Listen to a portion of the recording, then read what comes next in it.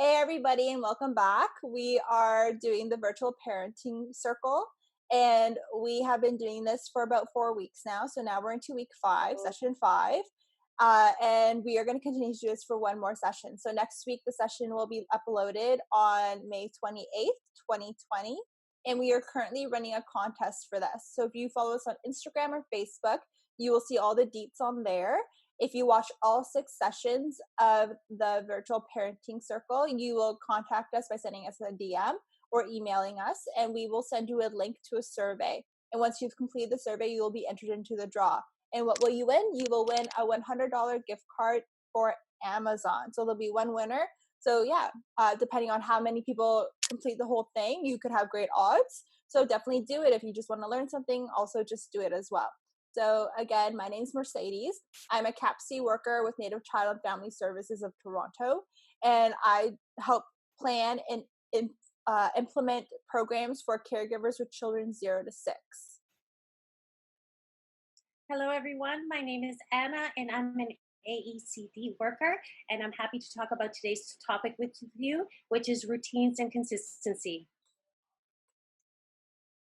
And hi everyone, I'm Natalie and my role is a Ninoshe or family home visitor. Thanks for tuning in. Okay, wonderful. So, as we said, today is week 5, and we're talking about routines and consistency. However, we're just going to do a recap of last week's topic, which was infant and childhood mental health. Uh, so we this is usually referred to as the social and emotional development of a child.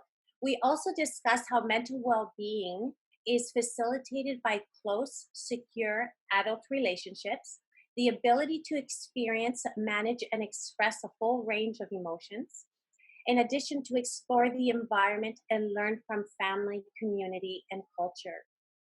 We also talked about the importance of parents addressing one's own stress and seek assistance whenever needed in order to develop one's own resiliency and ultimately feel more empowered emotionally.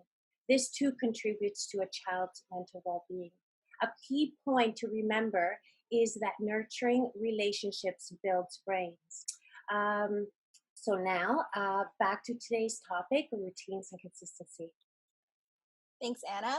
So we are going to be talking about routines and consistency. And my first question to you is, what is a routine and what is consistency? So for you at home, just take a moment and think about it. Think about what you do daily. For me, it's, waking up, having a glass of water, brushing my teeth, having breakfast. Your routine may vary. Okay. So routines and consistency are important for the development of children, but not just for children. It's important also for all of us. So a routine is something that we might do at various times in our day or week or month or maybe a year. And the routine is like how something would kind of flow. So for me, like a morning routine would be like I wake up, have my glass of water, brush my teeth, wash my face, I would have a bowl of cereal and maybe watch the news. So that is my morning routine. And your routine, again, will vary. Maybe you have a routine with your little one. Think of all the routines you guys do at home. What do you think the importance of a routine could be?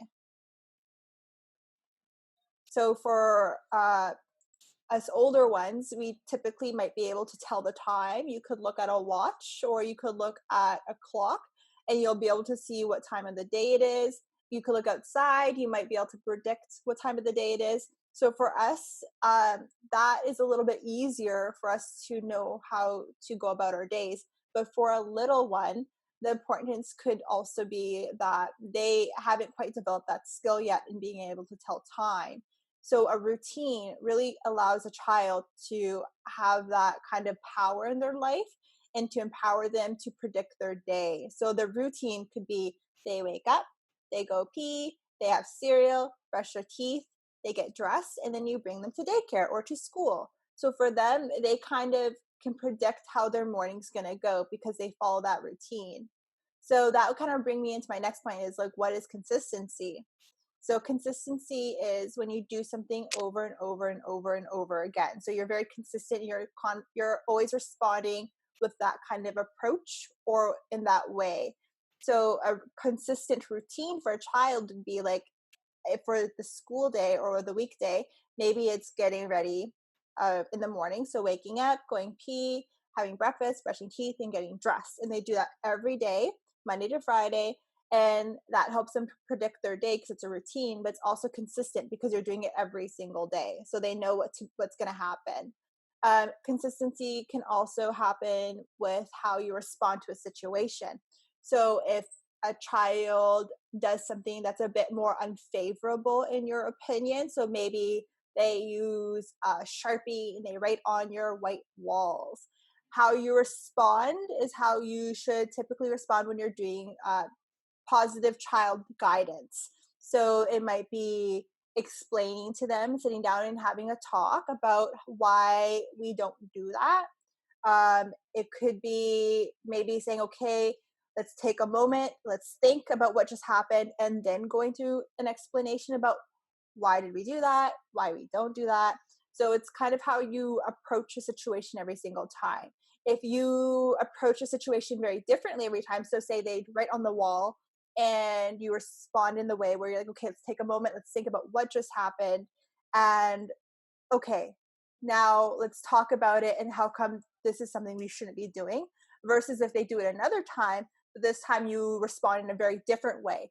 It becomes very unpredictable because the child doesn't know how you are going to respond to what had happened. So maybe you respond in a way where you're like, nah, I don't care at this point anymore.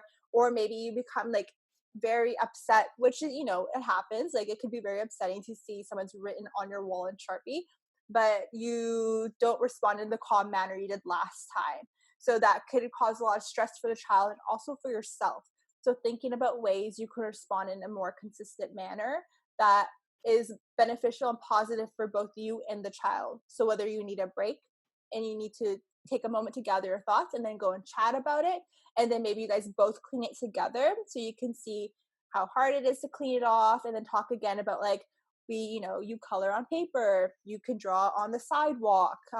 Walls are for separating rooms. It's not a piece of paper. We don't write on the walls. So those are some points about routines and consistency. And now we're going to move into the next part with Natalie. Or no, with Anna. Oh, it's me. Oh, it's you? Okay. Yeah. So types of routines I'm going to be discussing a little bit, which Mercedes touched on a little bit. So of course, there are different types of routines, and that looks different depending on the family. So it varies per family. And typically, you have your morning routine, which does consist of the things that you do to get ready for your day. So, getting dressed, brushing your teeth, washing your face, eating breakfast, maybe having a morning smudge with your children. And a few family members might start their day before others do, and this is quite normal too. So really important to establish a morning routine to start off your day in a good way. And also typically you'll have your bedtime routine, also very popular. So this consists of what you do leading up to bedtime. So, maybe you read a book with your children, you take a bath, which can be really relaxing before bed. Putting on pajamas, brushing your teeth, as Mercedes is showing. There's there's visual charts that you can use for children to help them stay, stay focused and get their tasks done before in the morning or at night. Um, and Yeah, so maybe singing a song or saying a prayer or intention of gratitude as well for the day can be a part of your bedtime routine as well.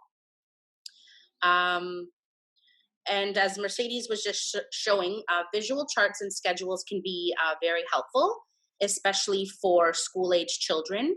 So they feel like they're involved, and they have options, and they can help you to create these charts as well. So it's fun to have something that's colorful and that's visually appealing, and your children can take pride in what they're doing and take pride in the tasks that they're completing. So remember also to not only incorporate tasks and chores in your visual charts, but also incorporate things like fun family activities and physical activities as well, is really important and keeps things exciting.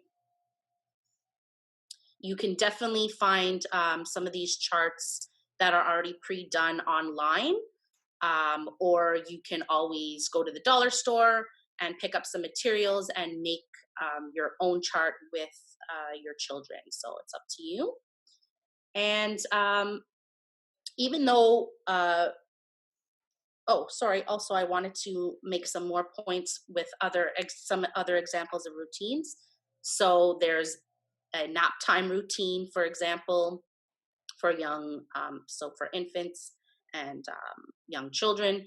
So it's important for children to get the rest that they need with naps, but this might change as they get older. They might not need to nap as often, for example, or they might drop their naps. Schoolwork routines, mealtime routines, family time routines. These all typically get established by the parents or caregivers primarily. And when children get a little bit older, they can have more of a say and get involved with these routines and schedules. So those are just some more examples of routines that families set. And even though routines are meant to keep us on track and focused, it's important we realize that routines and schedules do change. Things come up, and flexibility is really important. So maybe the family is moving, and a schedule or routine has been thrown off because of that, or certain events come up. A season change might be a reason why a routine or schedule might change. Or it's simply because your child is growing and their needs are changing. So your routines will change accordingly. It takes time to establish a different or a new routine. So be patient, be consistent, as Mercedes mentioned, and allow things to come up as they will. And so you're able to adapt and navigate through that as a family as things change as well. All right, thanks, Natalie. I think we're going to move over into Anna sharing some stuff with us too about routines and consistency. Wonderful. So I'd like to share about the benefits of having routines and consistency. So it helps develop skills within the child because the activity is being repeated over and over. So that is a wonderful thing because then the child can develop on their own personal autonomy and feeling empowered. Also, too, young children end up feel secure and safe when they know what is to come in the near future instead of having an obscure uh, feeling of what is going to come. So, in addition, this helps children to learn about time and time management. And when establishing a routine, it happens to be a lot of communication between parent and child in order for that to be executed. So while this is happening, this crucial point of this. Also, too, it provides an opportunity for self-regulation, how they're feeling according to how, as the day progresses, and how they are feeling through the activities that they're doing. This provides, by having routines, it provides the child to be calmer and a calmer household as well, because everybody is knowing kind of what is everyone doing and what is everyone's roles as well. It also establishes constructive habits such as homework, brushing teeth, and bathing. this is not just good for the moment now, but this is for the future as well. We want our children to learn these things. So, in order for them to grow up and know that this is part of life and that this is important. Also, routines bring families together, such, for example, during meal times, or you may have family game night, or on the weekends you may have a wonderful time with the family, with grandparents and so on. So that is also very beneficial to connect with family, part of socialization, which is good. So I said everyone is on the same page. Um, and let's see. I would say yes, the visuals, as the other ladies have talked about, the visuals are very important, and the charts helps the child stay on track, but also in chronological order. So you want to be able to go to the washroom first in the morning, and instead of instead of maybe putting on your shoes, even though the child may be trying to find their way to move and get out the door in the morning, but the sequence is also important. So, and I would say that that's pretty much it in regards to the benefits that I can think of right now. But also, as Natalie was saying, that yes, it is important to day at a time, because not only are you dealing with what, as a parent or a caregiver, what you have to accomplish in the day, you're dealing with your own emotions, but also your child's emotions. So trying to balance all of that dance, uh, and with establishing a routine, it's one day at a time, step by step, and nobody's perfect. You just move forward and do your best. Mercedes? Great, thanks, Anna. So now we're going to pass it to Nat if Nat has any other points she wants to share with us. I think those were some really great points, Anna, and some really great things to think about. Um, yes, so as you mentioned, with the importance of consistency, it's really a way for parents to give directions and then follow through with those directions. So when we do this, we avoid some power struggles, for example, between parent or caregiver and child. And the more the parent is consistent and practices this, the child knows what to expect and isn't in a state of confusion or shock when the parent changes their mind, let's say from 1 minute to the next. So it really gives an opportunity for parents to say what they mean and mean what they say, and that goes a long way when creating rules and disciplining in a healthy way. Very good. Thanks, Nat. So yeah, so those are all excellent points made. And then to touch on what Nat just said, the consistency of say what you mean, what you say is really important, because it builds trust between you and the child, because they know you mean what you say. So for instance, if you are just starting to bring your child to daycare or to school for the first time and you say you have to go. It might be really hard when your child is crying, waiting, and wanting you to stay with them, but to continue to build that trust so that they can trust you, and they know when you say, I'm going to come pick you back up, they'll know to trust you because you left when you said you left, and you're going to come back when you say you're going to come back. So those are really good points. The other thing I want to mention is consistency and routines are also important for us as adults. It's not just for children. It helps us also to be able to predict our days. It helps to bring a sense of calmness. It alleviates a lot of stress.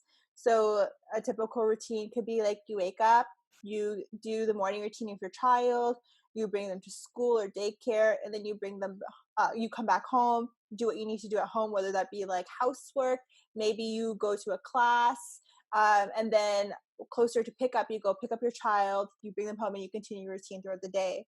And right now, during these times, it can be really difficult because, as we most all know, like schools aren't open right now. Childcares are currently closed as at this time as recording this video. So it's more important than ever to continue to try to have some routines and consistency in your life, so that way you and your child can continue to predict your days, and also to alleviate some of that daily stress. So if you wake up at 7, continue to try to wake up at 7 if you can. If you have to build a new routine, whether that be like getting up at 7, having breakfast together, taking a bath, going for a walk, coming in, playing in nap time, like build that routine that's going to work best for you. But definitely continue to have routine and be consistent with it. So doing it over and over and over again to make it a habit, because it does take practice. And with consistency only works if you're going to be doing it over and over and over again. If you do it once or twice and then you stop because it's not working, a routine or a new habit won't be able to form, because you have to practice it many times. Just as adults, when we learn something new, we have to practice it over and over to be able to develop that skill better. Children also need to be able to practice a new routine. Even things like introducing a new food. They say it takes up to 10 opportunities for the child to be reintroduced to that food for them to maybe even try it. So the first time might be looking at it, the second time might be smelling, third time might be putting a finger on it to touch it, and so on and so forth before they actually have a bite. So you have to be as consistent with it as possible and keep trying. It can be very discouraging, but in the long haul, it's going to be the most beneficial for you and your family. Does anyone have any other points they want to make before we wrap up? Yes, I would like to say one more thing. I would like to say that when learning a new skill, especially if you're trying to get out the door, for example, in the morning, try and set a time that is a little bit earlier in order for the child to try and move in such a way that they may be trying to do their best, but maybe they're not moving according as fast as you would like. So start start a little bit earlier in order to allow that child to carry out the activity in the time that they need to follow it through. That's a really good point, Anna. So even think about things like in the winter time when your child is maybe 2 and they're wanting to start to dress themselves because they're building that independence. It might take a really long time for them to get those snow pants and that snow jacket on. So try to plan your times accordingly. So that's a really good point. Thanks for sharing that. Anything else, Nat? Absolutely. Also just don't hesitate to reach out for help. So whether you're, a new parent, let's say, and you're trying to establish a feeding routine or a breastfeeding routine, let's say with an infant, or you have a child that's entering into school and you'd like support with establishing a routine for your child, who's going to be going to school, don't hesitate to reach out. You can definitely ask one of us on our team, on the early years team, or someone in your community, a support person. There's always support that you can get. Very good. And one last thing I want to say around stress and routines and consistency is, if for some reason during your day, like say maybe you wake up late in the morning, and you've missed part of your routine, like maybe you slept until 10 and morning's almost gone, it doesn't mean the rest of your day is a wash off or it's ruined. Like continue to go through your routine as best as you can, and just understand too that your child might feel a little stressed out by that. So being easy and gentle on yourselves and talking with each other about the disruption in routine, like, oh, we slept in, this happens sometimes, we try our best to stay with our routine, but sometimes we might have to switch it up a little bit. And if you know in the future that your routine's gonna be you're gonna miss part of your routine, and you can give your child some of that predictability, let them know in advance. So maybe say school comes back or daycare comes back, but daycare's closed on the Friday, make sure you keep reminding your child, I know on Fridays you go to school or daycare, it's going to be closed, so we won't be doing that day. So that way when they wake up, they kind of already knew, or you kind of already reminded them, and it's not a complete surprise. And your routine will just have to go by maybe the routine you do on the weekend. So whatever you do to alleviate the stress as much as possible works best for you and your family. All right, so thank you so much, everyone, for watching these videos. So again, this is session number 5. In total, we'll have 6. So next week will be number 6. If you're going to enter the contest, please watch all the videos. The last one loads May 28th, and the contest will run until June 12th. So you have until June 12th, 2020 to submit in the survey to be able to be entered into the draw to win the $100 gift card for Amazon. So again, that's June 12th. The last session will be loaded May 28th. And at that point, you can reach out to us and we'll send you the link for the survey. Until then, if you ask before that date, we will not, because you have to watch all 6 videos to be able to be entered. If you have any questions, please reach out to us. You can send us an email or a DM, and we will get back to you with the most current or best information to our abilities. If we're unable to, we will connect you with appropriate resources that will hopefully answer whatever questions you have. If you have any feedback, please let us know. Like, share, comment. So thanks, everyone. Goodbye. Bye, guys.